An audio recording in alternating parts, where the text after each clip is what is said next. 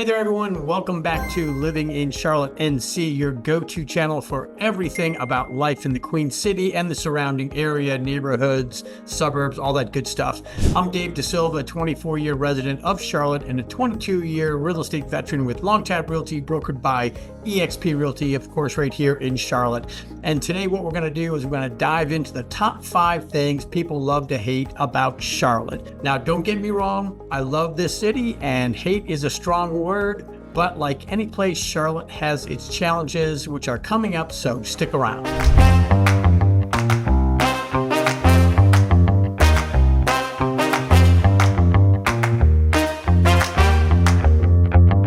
All right, if this is your first time coming to the channel, please go ahead and hit that subscribe button down below, hit the bell, and you'll be the first to know when we put out our newer videos, our latest videos about Charlotte and living in Charlotte, NC. Listen, we do get calls, texts, emails all the time from folks just like you, want to know more about the Queen City and about Charlotte, and about the region. And so whether you're thinking of coming here in 10 days, 10 weeks, 10 months, for a visit, or preferably to move here, that would help me. It's not too early to contact us and discuss people to see, places to go, things to do when you're in the Charlotte area, or if you just want to get familiar with it, go ahead and watch all of these videos. One of the things I really love to do is get on Zoom calls to talk to Charlotte people or people that are coming to Charlotte and talk all about the area. So if that's better for you, please go ahead and check again down in that description down below. And we've got a link in there that'll help you set up a Zoom call at your preferred date and your preferred time. All right, so in my last video where I covered the Billy Graham Library, and that should be over here or over here somewhere, or we can put it in the description down below so you can see that one if you haven't seen it already. I did mention that every town, every city has their good, bad, and their ugly, and we're going to cover a few of those bad and uglies here today. So, okay, 5 things that people love to hate about the Charlotte area, and this pertains primarily to the metro area, not really regionally, meaning the hinterlands and the outskirts of Charlotte, but we're jumping right into 5 things right now. All right, I'm back. So first up, and I'm talking loud because I don't know if you can hear me over the traffic that's going by in front of me and also behind me. That's Route 485. It's about 5:35. It's actually a holiday. Today is Juneteenth, so it's a little bit maybe less traffic than you might see. But as Charlotte has grown, so has the traffic. We're a city of about 920,000 right now, so closing in on 1 million. By the year 2030, we should have well over 1 million. And also in the metropolitan area, we've got about 2.3 million, and that's the MSA, Metropolitan Statistical Area. We're projected to be by 2030 to have about 3 million. So you're gonna expect some traffic coming up in the next couple of years. Now, one thing that's nice is that, I guess it's nice, is that if you compare our traffic to other cities around the country, we're the 14th largest city in the country right now, and our traffic is rated 46th. We get about 25 minutes of traffic congestion per day for a commute on average. And obviously some's gonna be more, some's gonna be less. And what that means, and this is my experience as well, if you're coming here from Washington, DC, even Cincinnati, a little smaller town, New York City, Boston, Los Angeles, you're probably not going to worry much about traffic. But when you get here, you spend a little more time here, all that stuff starts to wear on you. So it is something to think about, and that is why I hate Charlotte, number 1, for other people, not necessarily for me, but it's the traffic and congestion. And as a realtor, I have had clients talk about the traffic, and one guy actually joked about it, saying that he could read a book in the traffic on 77 or Route 85, our 2 biggest routes of transportation, where you're going to see more traffic than anywhere else other than probably here on 485, the loop that encircles Charlotte. So we're coming up next with hate number 2. So before we jump on to things that people love to hate about Charlotte number 2, I think I just mentioned we were jumping on there, but before we do that, I want to give you 2 places to look for information about congestion and traffic in Charlotte, and that is Waves and then also TomTom.com. You're hearing a lot of noise in the background because the number 2 thing that people love to hate about Charlotte is the public transportation system. So we are here at the, let's see if I can show you over here, back behind me, the South Boulevard, Pineville, LYNX connection. It's the southernmost connection for the LYNX, which is the light rail in Charlotte. It does spread up into Uptown Charlotte. It's got a number of stops along the way. They get better as you get closer to Uptown Charlotte. goes through the convention center in Charlotte and then heads up north towards the university area. So that's our LYNX system. There are plans for it to go in other directions. Now, while we have the LYNX, there was the trolley stop or the trolley car here also in Charlotte, and there's the bus service, the CAT service, and people do think that that's probably limited. And if you're comparing it to a major metropolitan city or even like a Boston, which, you know, it's comparable in population, different in size, we don't have that infrastructure for transportation that they have. Great bus stops, a lot of bus stops. The LYNX is okay. It's a fun thing to ride. You get up to games back and forth from different parts of town, but again, it is limited. And this, as you know, if you're coming from another city that's got that great transportation system, it does limit your access to coming in and out of town for work or for pleasure. So again, you've got to be selective. Or again, I'm saying this later on, but you got to be selective on where you live if you're working uptown, which would really help pick the right place for you. A lot of people I know that are from New York and that sort of place, they do miss the extensive subway system that they have in those cities. You know, I miss it. When I visit those places, I like to travel on the subway or take that Uber, which is probably what most people do nowadays. And we do have a great Uber system, and we've got those little carts, those little scooters that people run around on all the time now, especially up towards town a little bit more. Now, we're only on number 2 thing that people love to hate about Charlotte, but if you're finding this video useful, please go ahead and hit that like button.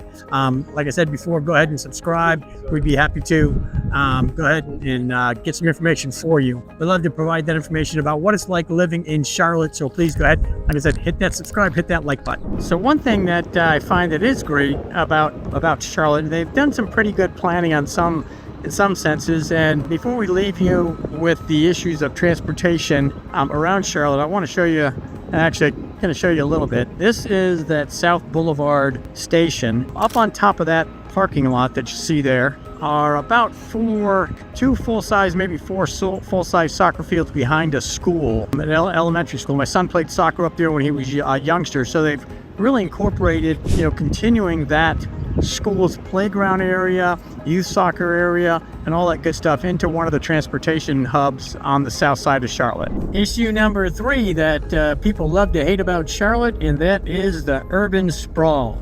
So what we're going to talk about here, just about the spread of humanity out to the outskirts of Charlotte, as well as interior Charlotte. We're here at the Palisades, a huge community with a huge mixture of homes to start our talk about urban sprawl. So as you can see here, we've got a lot of single family residential homes. These are fairly new ones built in the 2020s, and I believe these are Lennar built homes. Very nice builder in the Charlotte area. So, you know, Charlotte's really expanded rapidly, and that's leading obviously to suburban areas feeling a little bit disconnected from the center city. So they've got to build these neighborhoods, and with these neighborhoods comes shopping centers, schools, sports locations, things to keep people active. And, you know, again, this helps them be not so disconnected from what is being offered in the center city. You know, sprawl can result in a longer commute time, which we talked about on What I Hate About Charlotte number 1, and also the lack of cohesion between neighborhoods. And I don't think that's any different than anywhere else. So according to recent studies, Charlotte's urban area has grown by nearly 20% over the past decade.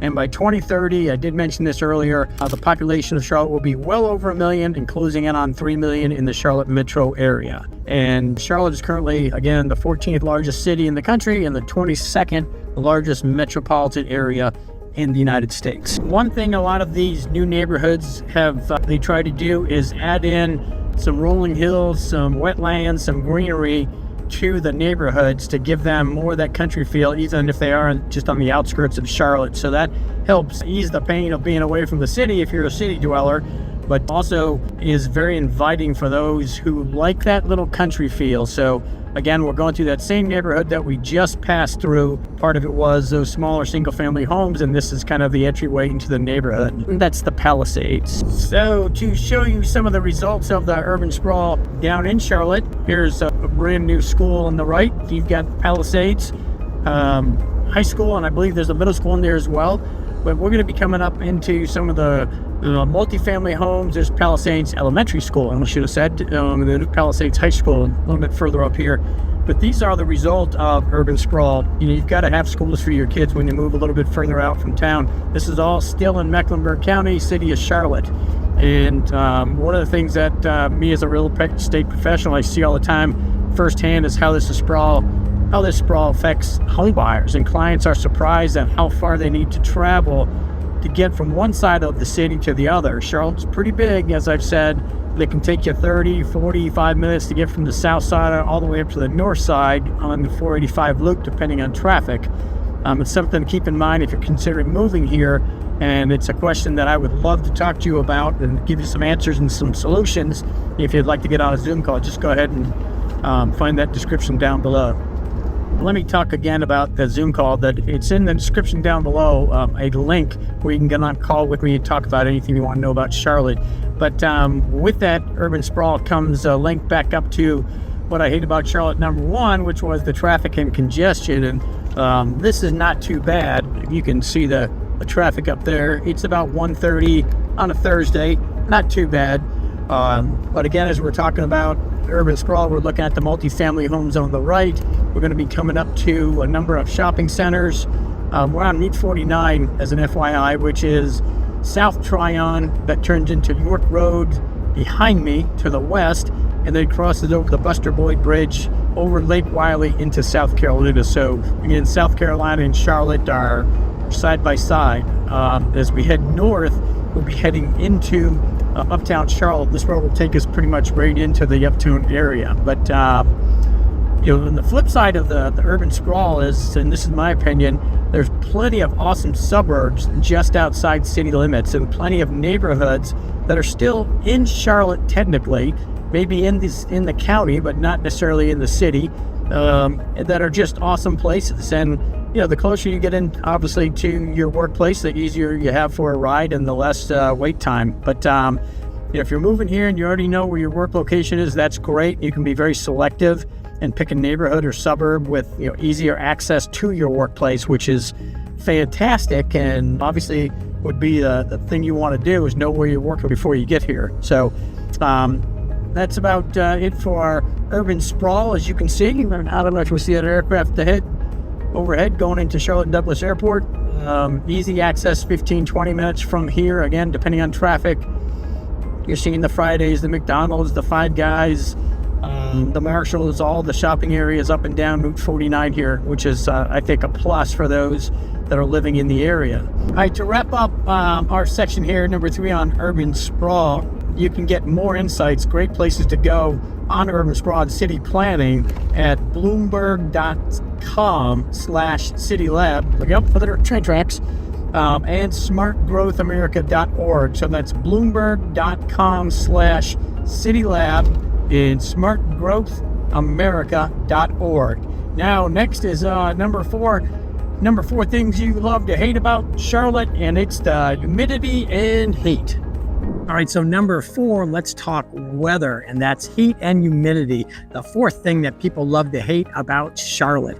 So Charlotte's hot and humid summers can be tough to handle, especially if you're not used to it. It's tough to handle. We can average summer highs of 90 degrees, and the humidity levels can make it really feel like it's even hotter and quite uncomfortable. Not quite Africa hot, but again, pretty hot. For example, in July, our warmest month of the year, the temperature does average in the 90s, the low 90s. The heat index can easily surpass 100 degrees, and we'll have several days, many days over 100. And it's a long summer too. As I said, July is the warmest month, but that hot season can easily range from end of May, maybe even sooner, to August or September and beyond. So that's a long, hot summer. And as a realtor, I can remember one summer, new in the business, skimpy suit, tie, and everything, showing homes, and I was just sweating through my suit. So as the years have gone by, I've used to and learned to maybe be out there a little bit more often in a golf shirt. Haven't put shorts on yet when I'm working with clients, but I know they do that at the beaches. Speaking of golf, for some people, golf is too much to give up in the heat. So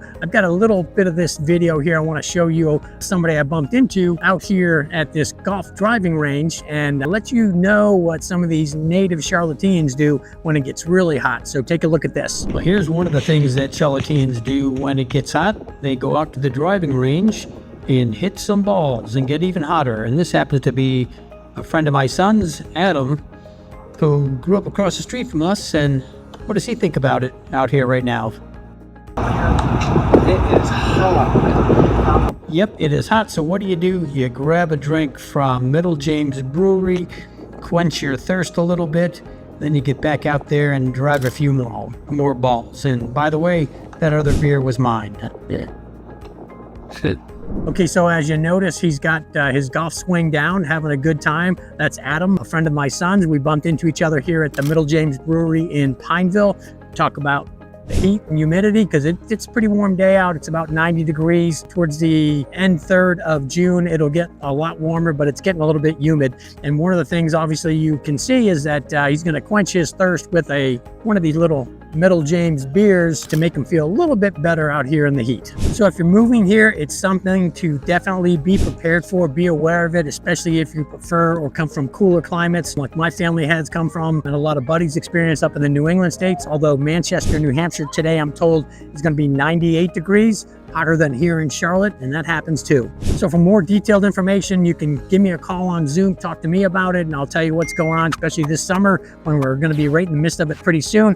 Or you can go to weather.com and maybe the National Weather Service to find out more about the cold, the hot, the good, bad, and the ugly as far as weather and humidity goes in Charlotte. So we're finally at number 5, and that's the cost of living in Charlotte. And as the size of the Charlotte area has grown, so has the cost of living in this region. The cost of living has increased, and particularly, it's a tough word for me to say, the cost of housing in the Charlotte area, new construction, resale, and rentals. And as what you can see behind me, maybe this direction, there's a lot of new construction going on in Charlotte. About 31% of homes, give or take, in the last couple months have been new home constructions, and typically that's around 10 to 20%. And like I said, we're at a new construction in the Palisades, which is southwest Charlotte, just around the South Carolina border, and this is by LYNX Homes. So there you go. Things are getting built around here. I will say our overall cost of living is lower than a lot of other major cities. That housing cost really bumps us up there. But again, if you look at the scale on 100%, we are hovering around that 100% off and on as the months change. And as I mentioned, there's a lot of competition for the housing here in Charlotte. We're getting between, I've heard 65, 80, and I've heard the high of 113 new residents per day in the Charlotte market. And a lot of them are looking for homes, new construction and resale. So with the historically low housing inventory, that brings a lot of competition. Right now, the average home in Charlotte is somewhere around $475,000, $480,000, and just a few, actually that's average. And just a few years ago, maybe 4, 5, 6 years ago, it was in the 260s, 270s. Rates, well, we're seeing national rates in the between 6 and 7%, so you're not going to see that a whole lot different in Charlotte. And this cost of living can make it challenging, especially for those who are coming from an area that's got a much lower cost of living or a housing index that's much lower. So again, there are challenges in Charlotte, and this is one of them. But like I said, overall, the cost of living is fairly average here in Charlotte. Just that housing cost is a killer right now. On the rental side, you're seeing rates on average at $2,036 per month for rent. Now that includes everything, single family residential and condos, townhomes, and then apartment rentals. So $2,036, to me, that's kind of high. Again, you're gonna find some lower. You're looking for a 1-bedroom, 2-bedroom. You're going to find some higher. You're looking for a 5, 6-bedroom home. So locality also has something to do with the rates. If you're looking to be that hot young person living up towards town, then that's going to be a higher rate. If you're okay living on the outskirts, a little bit of a lower rental rate. Ooh, thank God the sun just went behind the cloud. But for more information, more specific information about the cost of living, if you want some home pricing that's in our MLS, which is more accurate, or if you're looking at somebody like niche.com, that's a great place to look. But get with me and I will go ahead and dig up information on the neighborhood, on a builder, on a suburb of Charlotte, or a zip code or a section where I can get you very accurate information on average cost, median cost, number of sales, days on market, all that good stuff. Sorry for not smiling so much in this last segment here. I got to squint a little bit because it is an awesome sunny day. It's in the high to mid 80s right now in Charlotte towards the end of June, mid-June. So come down here and enjoy the weather. And when you do, let me know what's happening. So those are the top 5 things people love to hate about Charlotte. If you've got some comments, we'd love to hear those comments. Let us know what you love about Charlotte, what you hate about Charlotte, what you don't know about Charlotte. We'll get you the answers.